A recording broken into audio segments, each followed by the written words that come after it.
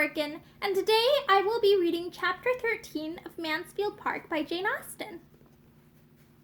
The Honorable John Yates, this new friend, had not much to recommend him beyond habits of fashion and expense, and being the younger son of a lord with a tolerable independence, and Sir Thomas would probably have thought his introduction at Mansfield by no means desirable.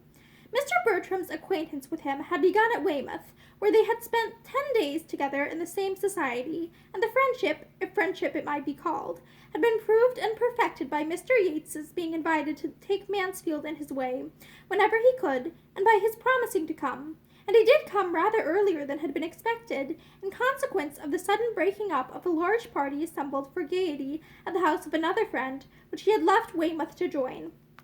He came on the wings of disappointment, and with his head full of acting, for it had been a theatrical party, and the play, in which he had borne a part, was within 2 days of representation, when the sudden death of one of the nearest connections of the family had destroyed the scheme and dispersed the performers. To be so near happiness, so near fame, so near the long paragraph in praise of the private theatricals at Ecclesford, the seat of the Right Honourable Lord Ravenshaw, in Cornwall, which would of course have immortalized the whole party for at least a 12-month, and being so near to lose it all, was an injury to be keenly felt, and Mr. Yates could talk of nothing else. Ecclesford and its theatre, with its arrangements and dresses, rehearsals and jokes, was his never-failing subject, and to boast of the past his only consolation. Happily for him, a love of the theatre is so general, an itch for acting so strong among young people, that he could hardly out-talk the interest of his hearers. From the first casting of the parts to the epilogue, it was all bewitching, and there were few who did not wish to have been a party concerned, or would have hesitated to try their skill. The play had been lovers' vows, and Mr. Yates was to have been the Count Castle. "A trifling part," said he, "and not at all to my taste, and such a one as I certainly would not accept again, but I was determined to make no difficulties. Lord Ravenshaw and the Duke had appropriated the only 2 characters worth playing before I reached Ecclesford, and though Lord Ravenclaw offered to resign his to me, it was impossible to take it, you know. I was sorry for him that he should have so mistaken his powers, for he was no more equal to the Baron, a little man with a weak voice, always hoarse after the first 10 minutes. It must have injured the piece materially, but I was resolved to make no difficulties. Sir Henry thought the Duke not equal to Frederick, but that was because Sir Henry wanted the part himself, whereas it was certainly in the best hands of the 2. I was surprised to see Sir Henry such a stick. Luckily the strength of the piece did not depend upon him. Our Agatha was inimitable, and the Duke was thought very great by many, and upon the whole it would certainly have gone off wonderfully. It was a hard case, upon my word, and I do think you were very much to be pitied," were the kind responses of listening sympathy.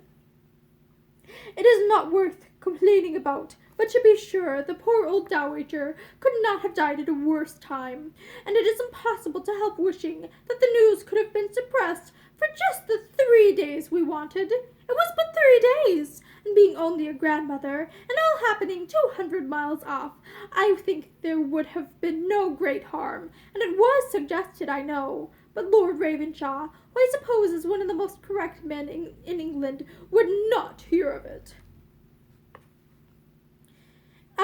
An after-piece instead of a comedy," said Mr. Bertram. "Lovers' vows were at an end, and Lord and Lady Ravenshaw left to act my grandmother by themselves. Well, the jointure may comfort him, and perhaps, between friends, he began to tremble for his credit in his lungs and the Baron, and was not sorry to withdraw. And to make you amends, Yates, I think we must raise a little theatre at Mansfield, and ask you to be our manager." This, though the thought of the moment, did not end with the moment, for the inclination to act was awakened, and in no one more strongly than in him who was now master of the house, and who, having so much leisure as to make almost any novelty a certain good, had likewise such a degree of lively talents and comic taste, as it were exactly adapted to the novelty of acting. The thought returned again and again. Oh, for the Ecclesford Theatre and scenery to try something with! Each sister could echo the wish, and Henry Crawford, to whom, in all the right of his gratifications, it was yet an untasted pleasure, was quite alive at the idea. "I really believe," said he, "I could fool enough at this moment to undertake any character that ever was written, from Shylock or Richard III, down to the singing hero of a farce in his scarlet coat and cocked hat. I feel as if I could be anything or everything, as if I could rant and storm, or sigh, or cut capers in any tragedy or comedy in the English language. Let us be doing something. Be it only half a play, an act, a scene. What should prevent us? Not these countenances, I am sure." Looking towards the Miss Bertrams, "and for a theatre, what signifies a theatre? We shall be only amusing ourselves. Any room in this house might suffice." "We must have a curtain," said Tom Bertram. "A few yards of green baize for a curtain, and perhaps that may be enough." "Oh, quite enough," cried Mr. Yates, "with only just a side wing or two run up, doors and flat, and 3 or 4 scenes to be let down. Nothing more would be necessary on such a plan as this. For mere amusement among ourselves, we should want nothing more." "I believe we must be satisfied with less," said Maria. "There would not be time, and other difficulties would arise. We must rather adopt Mr. Crawford's views, and make the performance, not the theatre, our object. Many parts of our best plays are independent of scenery." "Nay," said Edmund, who began to listen with alarm, "let us do nothing by halves. If we are to act, let it be in a theatre completely fitted up with pit, box, and gallery, and let us have a play entire from beginning to end, so as to be a German play, no matter what, with a good tricking, shifting after-piece, and a figure dance, and a hornpipe, and a song between the acts. If we do not outdo Ecclesford, we do nothing." "Now, Edmund, do not be disagreeable," said Julia. "Nobody loves a play better than you do, or can have gone much farther to see one." "True, to see real acting, good, hardened, real acting. But I would hardly walk from this room to the next to look at the raw efforts of those who have not been bred to the trade, a set of gentlemen and ladies, who have all the disadvantages of education and decorum to struggle through." After a short pause, however, the subject still continued, and was discussed with unabated eagerness, everyone's inclination increasing by the discussion, and a knowledge of the inclination of the rest, and though nothing was settled but that Tom Bertram would prefer a comedy, and his sisters and Henry Crawford a tragedy, and that nothing in the world could be easier than to find a piece which would please them all, the resolution to act something or other seemed so decided as to make Edmund quite uncomfortable. He was determined to prevent it, if possible, though his mother, who equally heard the conversation which passed at the table, did not evince the least disapprobation. The same evening afforded him an opportunity of trying his strength. Maria, Julia, Henry Crawford, and Mr. Yates were in the billiard-room. Tom returning from them into the drawing-room, where Edmund was standing thoughtfully by the fire, while Lady Bertram was on the sofa at a little distance, and Fanny close beside her arranging her work, thus began as he entered. Such a horribly vile billiard table as ours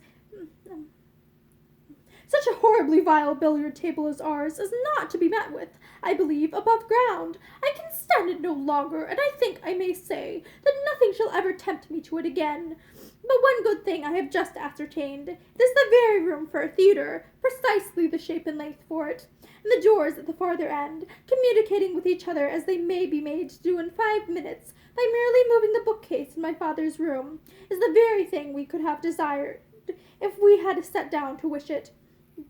And my father's room will be an excellent green room. It seems to join the billiard room on purpose." "You are not serious, Tom, in meaning to act," said Edmund in a low voice as his brother approached the fire.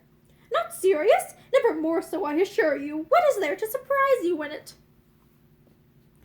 "I think it would be very wrong. In a general light, private theatricals are open to some objections, but as we are circumstanced, I must think it would be highly injudicious, and more than injudicious, to attempt anything of the kind.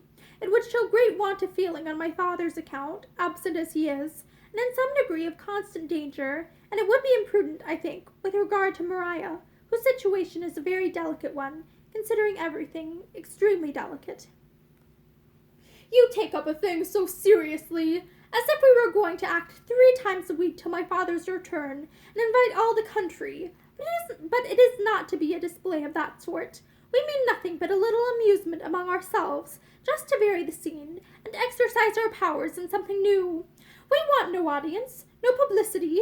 We may be trusted, I think, in choosing some play most perfectly unexceptionable, and I can conceive no greater harm or danger to any of us in conversing in the elegant written language of some respectable author, than in chattering in words of our own. I have no fears and no scruples, and as to my father's being absent, it is so far from an objection that I consider it rather as a motive, for the expectation of his return must be a very anxious period to my mother, and if we can by the means of amusing that anxiety, and keeping up her spirits for the next few weeks, I shall think our time very well spent, and so I am sure will he. It is a very anxious period for her. As he said this, each looked towards their mother. Lady Bertram, sunk back in one corner of the sofa, the picture of health, wealth, ease, and tranquillity, was just falling into a gentle doze, while Fanny was getting through the few difficulties of her work for her. Edmund smiled and shook his head. "By Jove, this won't do," cried Tom, throwing himself into a chair with a hearty laugh. To be sure, my dear mother, your anxiety. I was unlucky there." "What is the matter?" asked her ladyship in the heavy tone of one half roused. I was not asleep." "Oh, dear, no, ma'am, nobody suspected you. Well, Edmund," he continued, returning to the former subject, posture and voice, as soon as Lady Bertram began to nod again, "but this I will maintain, that we shall be doing no harm." "I cannot agree with you. I am convinced that my father would totally disapprove it." "And I am convinced to the contrary. Nobody is fonder of the exercise of talent in young people, or promotes it more, than my father. And for anything of the acting, spouting, reciting kind, I think he has always a decided taste. I am sure he encouraged it in us as boys. How many a time have we mourned over the dead body of Julius Caesar, and to bead and not to bead, in this very room, for his amusement? And I am sure my name was Norval, every evening of my life through one Christmas holidays."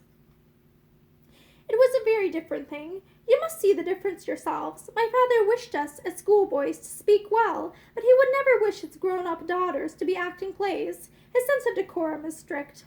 "I know all that," said Tom, displeased. "I know my father as well as you do, and I'll take care that his daughters do nothing to distress him. Manage your own concerns, Edmund, and I'll take care of the rest of the family." "If you are resolved on acting," replied the persevering Edmund, "I must hope it will be in a very small and quiet way, and I think a theatre ought not to be attempted. It would be taking liberties with my father's house in his absence which could not be justified." "For everything of that nature I will be answerable," said Tom in a decided tone. "His house shall not be hurt. I have quite as great an interest in being careful of his house as you can have, and as to such alterations as I was suggesting just now, such as moving a bookcase, or unlocking a door, or even as using the billiard room for the space of a week without playing at billiards in it, you might just as well suppose he would object to our sitting more in this room, and less in the breakfast room, than we did before he went away, or to my sister's pianoforte being moved from one side of the room to the other. Absolute nonsense. The innovation, if not wrong as an innovation, will be wrong as an expense. Yes, the expense of such an undertaking would be prodigious. Perhaps it might cost a whole £20. Something of a theatre we must have undoubtedly, but it will be on the simplest plan. A green curtain and a little carpenter's work, and that's all. And as the carpenter's work may be all done at home by Christopher Jackson himself, it will be too absurd to talk of expense. And as long as Jackson is employed, everything will be right with Sir Thomas. Don't imagine that nobody in this house can see or judge but yourself. Don't act yourself, if you do not like it, but don't expect to govern everybody else." "No, as to acting myself," said Edmund, "that I absolutely protest against." Tom walked out of the room as he said it, and Edmund was left to sit down and stir the fire in thoughtful vexation. Fanny, who had heard it all, and borne Edmund company in every feeling throughout the whole, now ventured to say, in her anxiety to suggest some comfort, "Perhaps they may not be able to find any play to suit them. Your brother's taste and your sister's seem very different." "I have no hope there, Fanny. If they persist in the scheme, they will find something. I shall speak to my sisters and try to dissuade them, and that is all I can do." "I should think my Aunt Norris would be on your side." "I dare say she would, but she has no influence with either Tom or my sisters that could be of any use, and if I cannot convince them myself, I shall let things take their course, without attempting it through her. Family squabbling is the greatest evil of all, and we had better do anything than be altogether by the ears." His sisters, to whom he had an opportunity of speaking the next morning, were quite as impatient of his advice, quite as unyielding to his representation, quite as determined in the cause of pleasure as Tom. Their mother had no objection to the plan, and they were not in the least afraid of their father's disapprobation. There could be no harm in what had been done in so many respectable families, and by so many women of the first consideration, and it must be scrupulousness run mad that could see anything to censure in a plan like theirs, comprehending only brothers and sisters and intimate friends, and which would never be heard of beyond themselves. Julia did seem inclined to admit that Maria's situation might require particular caution and delicacy, but that could not extend to her. She was at liberty, and Maria evidently considered her engagement as only raising her so much more above restraint, and leaving her less occasion than Julia to consult either for father or mother. Edmund had little to hope, but he was still urging the subject when Henry Crawford entered the room, fresh from the parsonage, calling out, "No want of hands in our theatre, Miss Bertram, no want of understrappers. My sister desires her love, and hopes to be admitted into the company, and will be happy to take the part of any old duenna or tame confidant that you may not like to do yourselves." Maria gave Edmund a glance which meant, "What say you now? Can we be wrong if Mary Crawford feels the same?" And Edmund, silenced, was obliged to acknowledge that the charm of acting might well carry fascination to the mind of a genius, and with the ingenuity of love, to dwell more on the obliging, accommodating purport of the message than on anything else. The scheme advanced. Opposition was vain, and as to Mrs. Norris, he was mistaken in supposing she would wish to make any. She started no difficulties that were not talked down in 5 minutes by her eldest nephew and niece, who were all powerful with her. And as the whole arrangement was to bring very little expense to anybody, and not at all to herself, as she foresaw in it all the comforts of hurry, bustle, and importance, and derived the immediate advantage of fancying herself obliged to leave her own house, where she had been living a month at her own cost, and take up abode in theirs, that every hour might be spent in their service, she was, in fact, exceedingly delighted with the project. And that is end of chapter 13. I hope that you have a good day.